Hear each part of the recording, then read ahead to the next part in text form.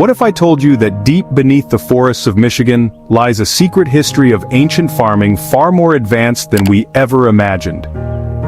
Hidden under the thick canopy and layers of soil, there's a story that challenges everything we thought we knew about the people who lived here long before us. Hey, welcome back to the channel where I dig up the most surprising, overlooked stories from history. Today, we're about to journey into a past that's been buried, sometimes literally, for centuries.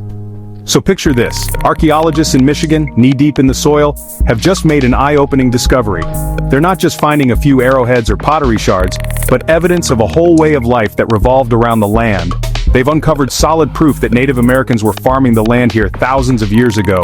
These discoveries are rewriting the textbooks and giving us a new appreciation for the ingenuity of Michigan's earliest inhabitants.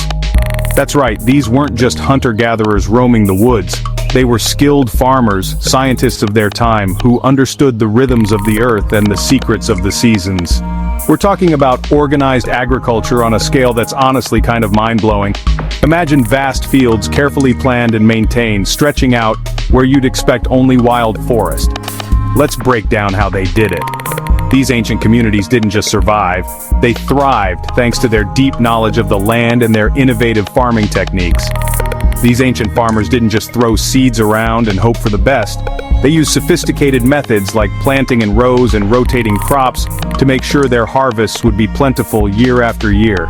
They created carefully managed plots, planting staple crops like corn, beans, and squash, the legendary Three Sisters.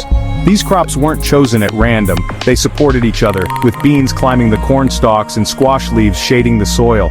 They even shaped the landscape itself, building mounds and ridges to control water and keep the soil in great shape.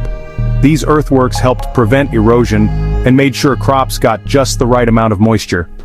It's clever, sustainable, and seriously ahead of its time. Their methods were so effective that the land could support large communities for generations. Now think about the impact. This wasn't just about food, it was about building a society, creating stability, and passing down knowledge through the ages. Over generations, these farmers transformed wild forests into a patchwork of fertile fields and managed groves. The landscape we see today still holds traces of their work, if you know where to look. They weren't just taking from the land, they were improving it, nurturing it, and making sure it would keep giving back. Their relationship with nature was one of respect and reciprocity.